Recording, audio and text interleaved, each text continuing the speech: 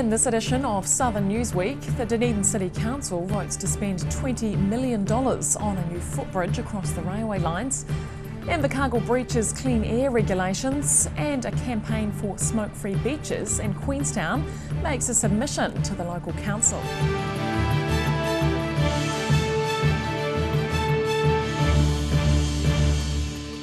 Kia ora, I'm Holly Buchanan. On Monday night, the Dunedin City Council voted to build a $20 million footbridge over the city's railway lines. The bridge will allow pedestrians to walk across to the harbour basin. This Saturday asked people what they thought of the ambitious plan. Dunedin City councillors have pressed the go button on the $20 million architecturally designed bridge they say will be a game changer for the city. The vote yesterday was unanimous, and so popular among councillors they applauded themselves when voting was done. I think everyone realises it's an extraordinary opportunity. The decision comes after architect Damien van Brandenburg unveiled a much larger long-term plan for the harbour basin last year. The proposed steamer basin plan is to replace the mostly unused sheds and jetties with a marine research centre, an aquarium, cafes and cultural events centres. A low-rise hotel is also proposed for the southern tip of Steamer Basin. The first stage of revitalising the city's waterfront is set to cost something in the vicinity of $20 million. It involves the construction of a bridge to allow pedestrians to walk to the waterfront from the city. A $10 million option was also proposed, however council listened to public submissions and decided upon the more expensive option. People on the street today were mostly in favour of the project, while some believed the money could be better utilised elsewhere. Oh, I think it's awesome. I think it'd be a really good initiative, bring a bit of life to the city, yeah. Yep, we need to develop the harbour, I think, so it's a good start. Yes, I think it's a great idea. It'll eventually connect several areas of Dunedin, and finally our 5-star hotel on the waterfront. Fabulous. I think it's a sign of progress in the city, and it's a good thing too. Yes. I would like to see the council spend a lot more money on social housing. Well, you know, sometimes you've got to take a big risk to have rewards, don't you? And then sometimes it's a gamble, isn't it? You don't know if it's going to work till you've done it. A bit like the stadium, really, isn't it? There's a lot of money spent on it. I think they could use it for something else, surely. Put it to better use, but that's just my opinion. I'm going to be gone in a couple of years, I don't mind too much. I think it'd be good for the tourist to have a look around there once it's all finished. Yeah, I reckon that would be really good for maybe expansion or making Dunedin a sort of bigger place. The $20 million bridge proposal is still subject to community feedback and an engineering report before building can go ahead. Ben Bootsma, The South Today. Air pollution in Invercargill is a cause for concern, according to Environment Southland. After just 1 week of the organisation's winter air quality monitoring, Invercargill recorded its first exceedance of the National Environmental Standards for Air Quality. Sharon Rees reports.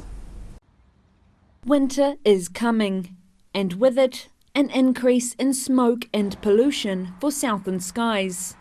Just 1 week into Environment Southland's monitoring of winter air quality, Invercargill has exceeded the national environmental standards for the pollutant PM10. It was a little disappointing to see in that first week we had an exceedance in the Invercargill airshed. So not a big exceedance, only a few micrograms over the limit. I guess the important thing to remember there is that there is no safe limit of PM10. So even if we're only a small amount over or just below the limit, it's still something that's going to cause adverse health effects for people during the winter. While there are a number of factors contributing to poor air quality in Southland, West said domestic heating is the biggest factor. About 95% of that is domestic heating. So there's obviously some smaller contributors in terms of industry, a little bit of traffic and also some outdoor burning. But yeah, far and away it's the domestic heating that's the biggest contributor. Environment Southland are addressing the issue by promoting the use of quality dry wood in Southland homes with its Good Wood Approved Supplier scheme and educating people about efficient home heating. Key things really are just making sure you've got good good quality material that's been burnt. So only sort of paper, cardboard and nice dry wood. Those are the main things you can do. Also then looking at your home, making sure it's nicely insulated, you've got good curtains, and you're being efficient in your use of heating. To find out more about how to reduce the impact on air quality and to monitor current PM10 levels in Southland, visit breatheeasysouthland.co.nz. Sharon Rees, The South Today. And a woman who collected more than 10,000 cigarette butts in a month from lakeside beaches around Queenstown presented her case to Queenstown Lakes District Council on Tuesday afternoon. Liz Smith says council members listened to her and were responsive to her petition to make Queenstown beaches smoke-free. Mina Amso has more. Liz Smith has an eye for cigarette butts. The Queenstown local can spot them from a distance. That's because over a whole month, Smith went out day after day in the rain and freezing cold to pick up butts. The result, a bucket full. Over 10,500 cigarette butts picked up from lakeside beaches in Queenstown. 10,500 in 1 month, and it wasn't even in prime summer season here. So yeah, you multiply that over a year, that's a phenomenal number. And we are a small town of 25 to 28,000 people. She's now keen to get Queenstown Lakes District Council on board to make Queenstown beaches smoke-free. The plastic filter inside a cigarette, it takes about 10 years to decompose, and a lot of smokers that I'd spoken to said, yeah, flick one or two down on the ground, but they didn't realise the consequence of that. Smith is a volunteer with Sea Shepherd, a non-for-profit conservation organisation which runs regular beach clean events in the Wakatipu. She finds all kinds of rubbish, bottle caps, lollipop sticks, just strewn across beaches. Yeah, it's a real shame. I mean, we have this beautiful lake, the beautiful mountains, and an incredible place around us. This is a place that tourists visit because it is so unique and because it's so beautiful. And, for me, it's just heartbreaking to see this detrimental effect to our environment. Smith met with Mayor Jim Bolt and other members of the council earlier today to present her case. But even though Mayor Bolt is in favour of people to stop smoking, he told reporters he doesn't think smoking ban would be possible in Queenstown. But he's keen to address the topic again. A huge number of people are already backing Smith on Facebook. Well, hopefully the meeting today, will put a bit of pressure on them, and with the exposure it's had on media, both here throughout New Zealand and now internationally, I hope that they really take notice and that they really see the local support for this behind it. Smith is considering launching an online petition to put more pressure on the council. She says she'll keep fighting for a positive change and ultimately see beaches smoke-free. Mina Amso, The South Today. And after the break on Southern Newsweek, a centre for suicide awareness gets ready to open in Dunedin. And campaigners in Invercargill say the closure of the local museum and art gallery was too hasty.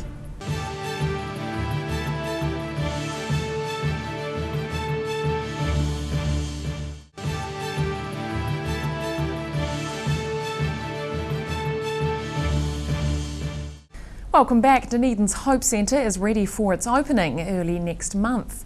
It's been 4 years since Life Matters was established in the city and has been a labour of love for one woman in particular. On the 1st of June, the Hope Centre's volunteers will open the doors for the first time. The centre will be the first of its kind in New Zealand and will provide support for people affected by suicide. The Hope Centre will also be the headquarters of the Life Matters Suicide Prevention Trust. Chairperson Corinda Taylor is looking forward to the centre being a welcoming place. What we want to achieve with the centre is a safe place for people to come and have a conversation. If you have any problems finding good support, whether it's being travelling through the mental health system, we can help you navigate that. The Life Matters Suicide Prevention Trust has been operating in Dunedin for the last 4 years. Taylor says the location in the city centre's Albion Place was a conscious choice. Yeah, this is a brilliant location, and that is what we specifically looked for, a place with good visibility, easy access. We're close to the hospital and close to the university, and we've got quite a big student volunteer team behind us, working with us. We're taking on lots of interns, and yes, this is exciting. Suicide and mental illness are often closely linked. Taylor says the Hope Centre will be there to provide assistance. We don't want people to be ashamed of their mental health, and the key thing here is that there is help out there. You need to ask for it, and we can help you to get that help. The Hope Centre will act as an information centre to assist those seeking help and for concerned loved ones. Alongside this service, the centre will host support networks, bereavement support and education programs. For people that are bereaved by suicide, we do understand how hard it is to do the investigations that come with a suicide, through the police, the coroners, investigations through the DHBs, or it could be the Health and Disability Commissioner. We can help you with that. Now, typically there are no other services doing this kind of support in New Zealand, and I believe we are the first of its kind in New Zealand, and we're proud to say we are opening in Dunedin. If you or someone you know is experiencing mental health issues or suicidal thoughts, the names of agencies who can help are on the screen. Ben Bootsma, The South Today. The decision to close the Southland Museum and Art Gallery may have been hasty, according to an Invercargill City Councillor. Following information provided to Council at a meeting on Tuesday, Councillor Lindsay Abbott said he's not scared to say he may have been mistaken about the decision to close. Sharon Rees reports. 2, 4, 6, 8. We want an opening date. Open the museum. Protesters against the closure of the Southland Museum and Art Gallery made their presence known outside of the Invercargill City Council on Tuesday before crowding council chambers. Submitters raised their concerns about the sudden closure of the museum, handing over a 1,000 signature petition to council. Submitter Lindsay Buckingham, who noted his 40 years experience in the construction industry, said the decision to close had been a big mistake. I see a wrong, and I want to right it. It's as simple as that. We have made a mistake. There has been a mistake made in terms of closing the building. This is a serious issue, and I will say it again for about the fourth time. I believe, in all confidence and with all due respect, a grievous mistake has been made. We need to recognise it. Hopefully I can convince you we need to reassess and then go forward from there. Councillor Lindsay Abbott asked Buckingham whether he believed a different approach could have been taken, as was done with the Gore District Council building, which was recently declared earthquake-prone. I'm conscious as you are that the Gore Civic building up there is earthquake-prone. And I believe that the notice on the door, enter at your own risk, makes it compliant. So you're saying that's exactly what we could do here? Yes, absolutely. Yep. Returning to the topic later in the meeting, Abbott raised questions as to whether the museum closure had been necessary.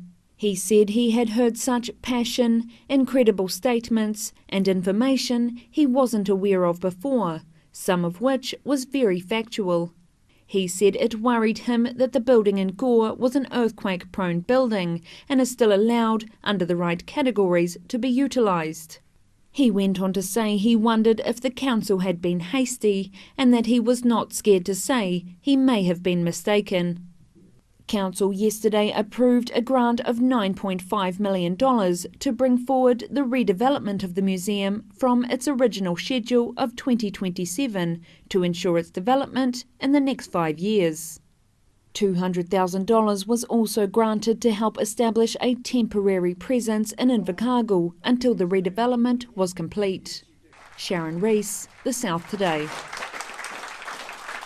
And collisions with cars last weekend saw 2 cyclists being injured, one of them seriously.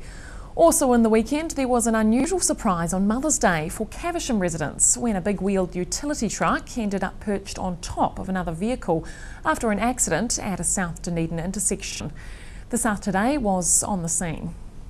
Two road accidents this weekend saw cyclists being hospitalised. A Canadian tourist suffered a serious head injury after he collided with a camper van in Dunedin on Saturday.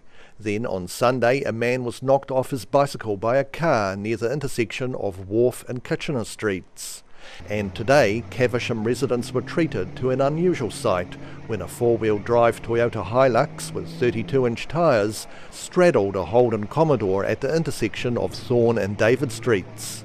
The driver of the sedan was walked to an ambulance and taken to hospital for assessment. Rudy Adrian, The South Today. And New Zealand Music Month came to the Dunedin Public Art Gallery on Tuesday afternoon when a group of classical music students from Otago University gave a free performance. The ensemble featured piano and string players and their first to third years of study. Acoustic classical music filled the Dunedin Public Art Gallery's main chamber this afternoon. A group of first to third year students gave a recital of some well-known and some not so well-known pieces. They began with an ensemble number.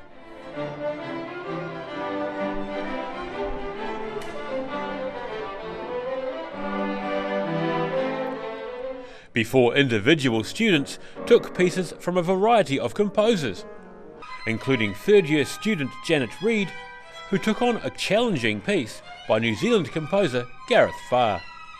Dunedin Public Art Gallery's Visitor Programs Coordinator Linda Cullen arranged the performances and says interest in their events is growing year on year.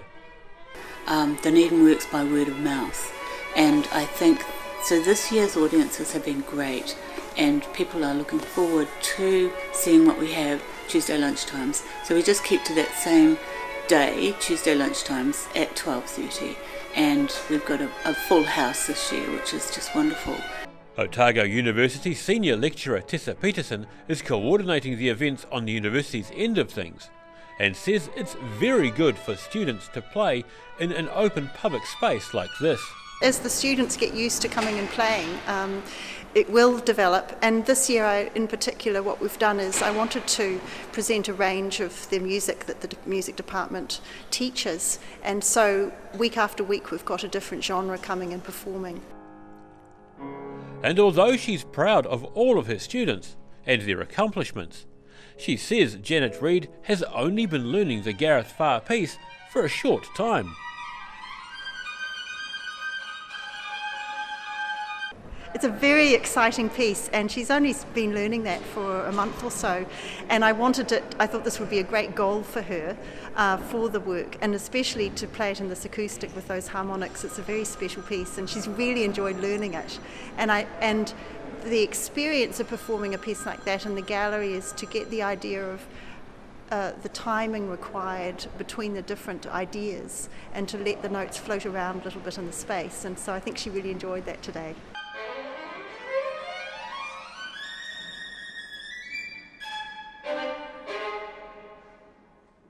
Today's performance is part of a series of scheduled events being held at the Dunedin Public Art Gallery during May, otherwise known as New Zealand Music Month. Daryl Baser, The South Today. And still to come after the break on Southern Newsweek, an Invercargill school becomes a venue to exhibit art, and a Wanaka designer invents a new wetsuit for autumn swimming.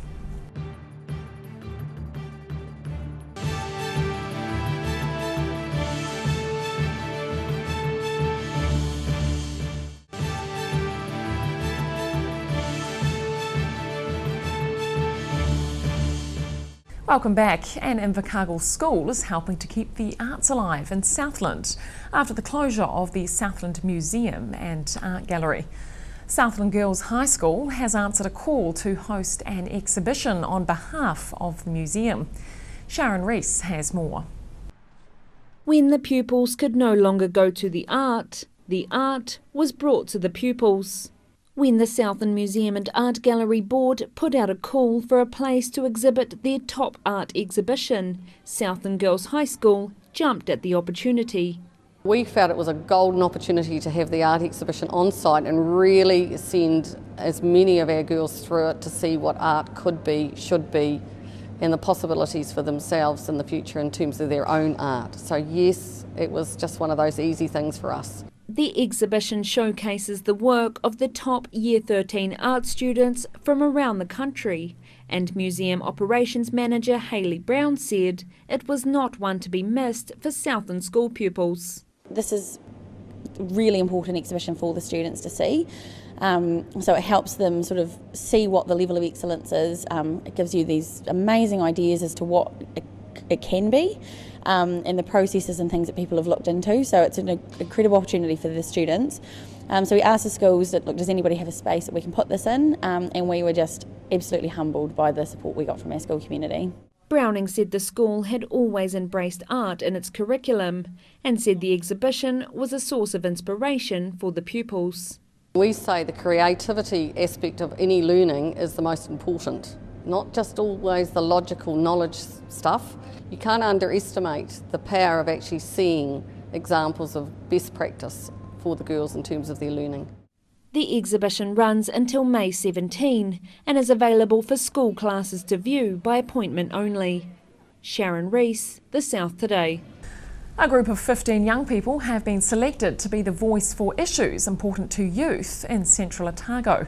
The group's duties will include talks with the local council. Simon Henderson reports from Alexandra. Newly appointed members of the Central Otago Youth Council met last week to discuss issues facing young people. Chairperson Emily Downey said communicating openly with adults was a goal for her. I just wanted to be a part of something that was going to make some change within the youth community, and something that where we could talk to adults about these issues openly as well.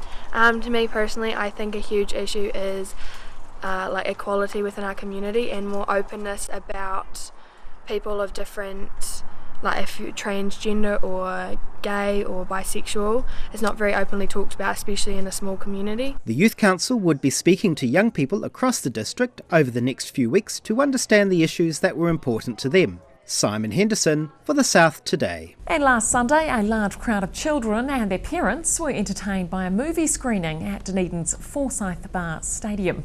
The event was a fundraiser for helping foster children. The South Today found out more. It's not often kids get to play on the field of Dunedin's Forsyth Bar Stadium, but yesterday was an exception as almost 1,000 parents and children watched Matilda on the big screen. New Zealand-wide charity Foster Hope held a fundraiser on Sunday to help supply foster kids with backpacks. Otago coordinator Juanita Williams says the backpacks help support children when they first go into care. So in the backpacks they range depending on the age. So we start with the littlies, they have nappies and wipes and bibs, a toy, a book, pyjamas, which are really key. And then with the older children we go into things like deodorant, sanitary items for the girls. She's thrilled with the turnout and the donations made to the charity. Any money that's come through is going straight into the backpacks that we make for the kids. So they average about $38 a backpack, and there's a few backpacks worth of money there, so that's fabulous, we're thrilled. The charity has seen an increase in demand for the care packs over the last year. So last year we sent out about 800 backpacks, so about 800 kids. That does vary depending on the situation. We're probably looking at between 1,000 and 1,200 this year. This is the first year this charity has run the Movie Magic event. To include as many people as possible, they used closed captions for the hearing impaired. We were approached by a member of the public via the Facebook page, through the stadium's Facebook page, and they requested closed captions for people with hearing disabilities. And yeah, we thought it was really important that we could honour that and have as many people being able to come to the movie as we could. Singing fairies and a magician provided additional entertainment before the movie. Ben Bootsma, The South Today. And finally, a Wanaka designer has created a new type of wetsuit. The suit is ideal for people who want to swim in New Zealand lakes outside of the summer months. The South Today found out more. Lake Wanaka can get as warm as 19 degrees in summer, but most of the time the temperatures are in their early teens, or sometimes even lower. Wanaka design engineer Eddie Spearing believes traditional wetsuits are not ideal for an extended time in cool waters, so he has created a new wetsuit designed for swimming in lakes in autumn and spring.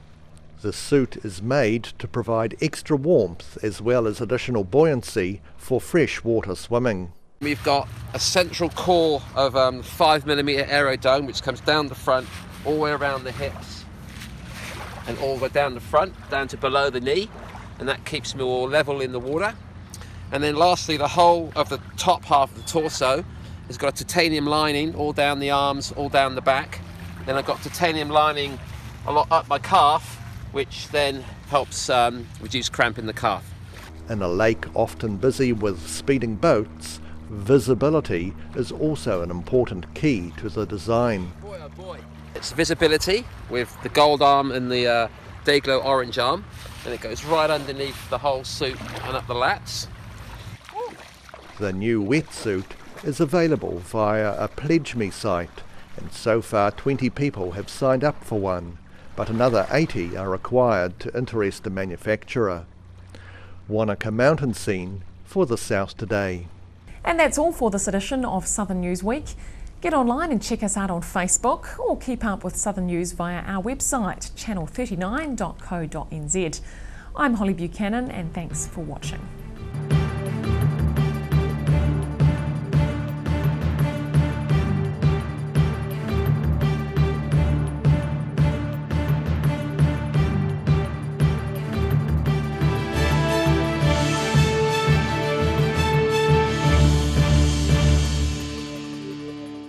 Supporting local content so you can see more of New Zealand on air.